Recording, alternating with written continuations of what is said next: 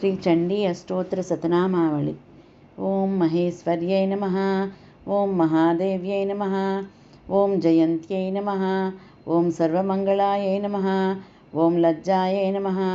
ఓం భగవత్యై నమః. ఓం వంద్యాయై నమః. ఓం భవాన్యై నమః. ఓం పాపనాశిన్యై నమః. ఓం చండికాయై నమః. ఓం కాళరాత్ర్యై నమః. ఓం భద్రకాళ్యై నమః. ఓం అపరాజితాయై నమః. ఓం మహావిద్యాయై నమః. ఓం మహామేధాయై నమః. ఓం మహామాయాయై నమః. ఓం మహాబలాయై నమః. ఓం కాత్యాయన్యై నమః. ఓం జయాయై నమః. ఓం దుర్గాయై నమః. ఓం మందారవనవాసిన్యై నమః. ఓం ఆర్యాయై నమః. ఓం గిరిసుతాయై నమః. ఓం ధాత్రే నమః. ఓం మహిషాసురఘాతిన్యై నమః.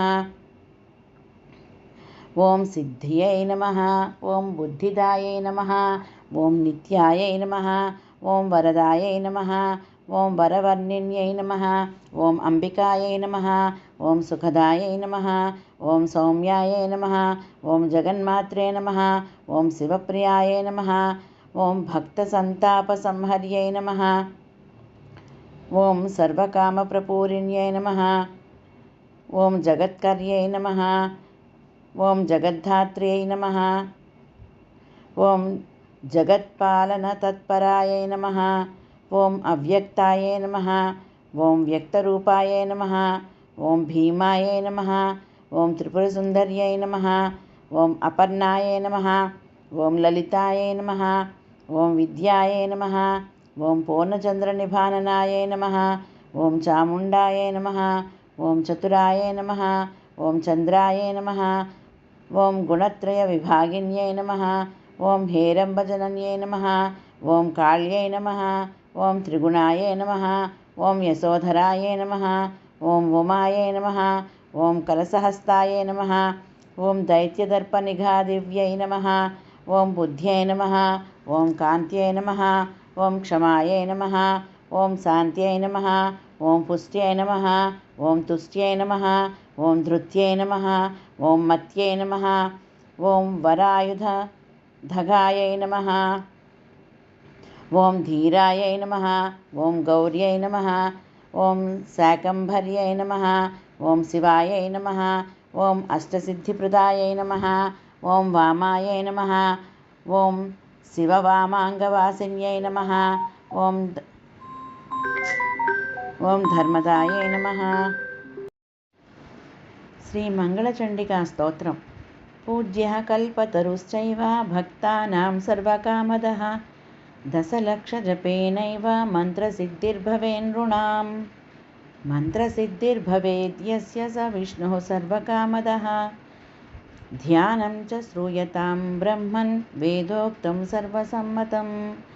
దేవీం షోడశవర్షీయాం సుస్థిరయౌవనాం సర్వరూపగుణాఢ్యాం చ కోమలాంగీం మనోహరాం.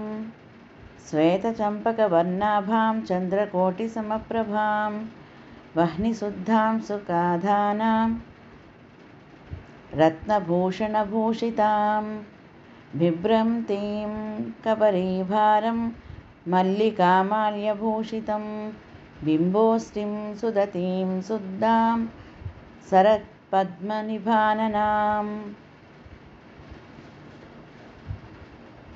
ఈషద్ధాస్య ప్రసన్నాస్యాం సునీలోల్పలలోచనాం జగద్ధాత్రీం చ సర్వేభ్యః సర్వసంపదాం. సంసారసాగరే ఘోరే పీతరూపాం వరాం భజే. దేవ్యాశ్చ ధ్యానమిత్యేవం స్తవనం శ్రూయతాం మునే. ప్రయతః సంకటగ్రస్తో येन तुष्टाव शङ्करः. शङ्कर उवाच रक्ष रक्ष जगन्मातर्देवी मङ्गलचण्डिके. हारिके विपदां रासेर्हर्षमङ्गलकारिके. हर्षमङ्गलदक्षे च हर्षमङ्गलदायिके.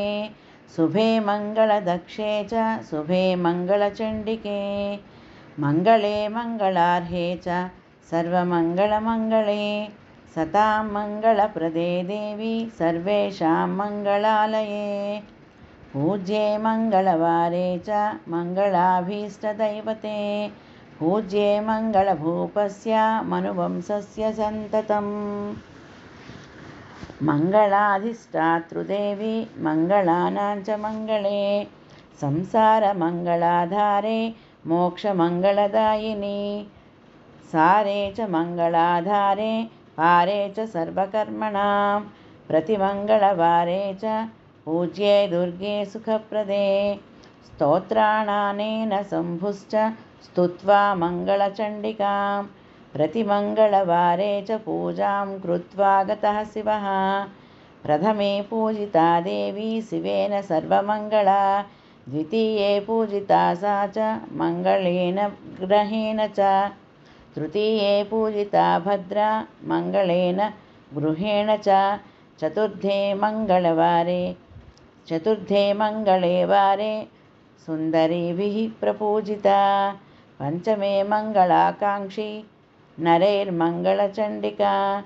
पूजिता प्रतिविश्वेषु विश्वेश पूजिता सदा।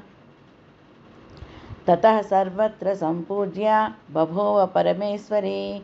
देवैश्च मुनिभिश्चैव मानवैर्मनुभिर्मुनेः। देव्याश्च मङ्गलस्तोत्रं यः शृणोति समाहितः तन्मङ्गलं भवेत्तस्य न भवेत् तदमङ्गलम् इति श्रीमङ्गलचण्डिकास्तोत्रं सम्पूर्णम्।